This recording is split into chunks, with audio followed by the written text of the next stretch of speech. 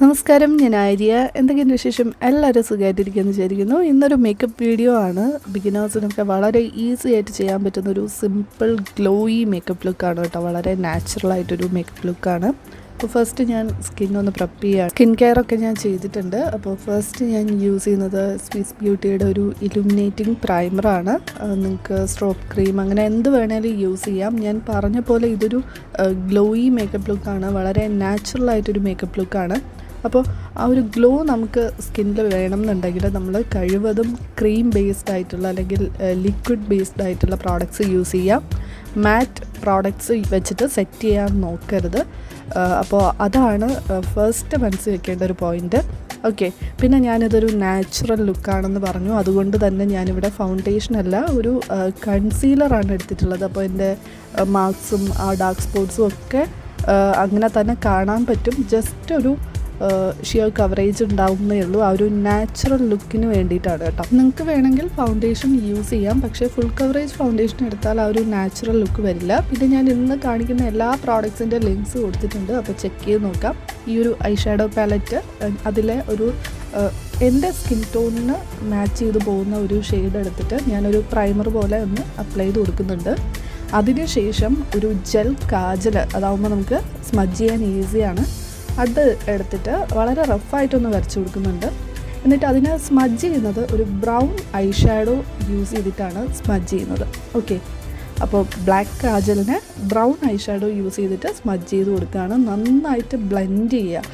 Okay, നമുക്ക് blending ആണ് മേക്കപ്പിൽ ഏറ്റവും എന്താ പറയുക, മേക്കപ്പിൻ്റെ ആ ഒരു കീ എന്ന് പറയുന്നത് തന്നെ ബ്ലെൻഡിങ് ആണ്. അപ്പോൾ അത് നന്നായിട്ട് ബ്ലെൻഡ് ചെയ്ത് കൊടുക്കുക. എത്രയും നന്നായിട്ട് ബ്ലെൻഡ് ചെയ്യുന്ന ആ ഒരു നാച്ചുറൽ നല്ലൊരു ഫിനിഷ് കിട്ടും.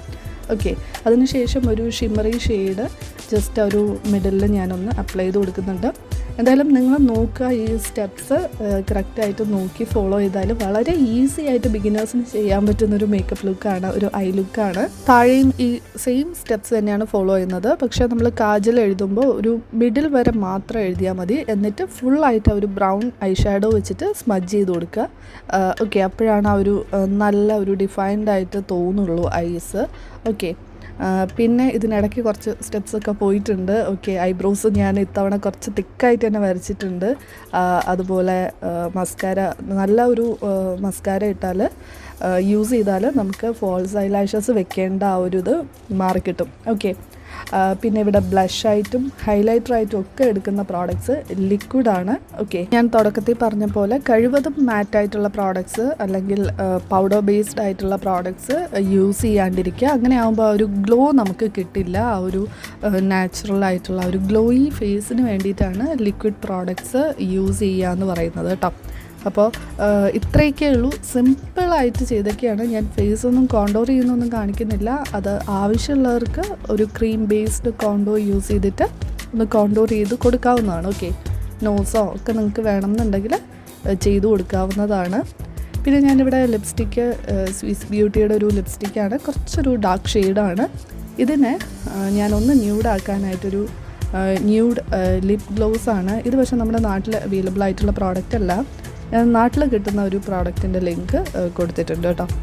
അപ്പോൾ ഇത് വെച്ചിട്ട് നിങ്ങൾക്ക് അറിയാം, കാണുമ്പോൾ തന്നെ മനസ്സിലാവും. 2 കോട്ടൊക്കെ അപ്ലൈ ചെയ്യുമ്പോൾ നല്ല ന്യൂഡായിട്ട് വന്നിട്ടുണ്ട്.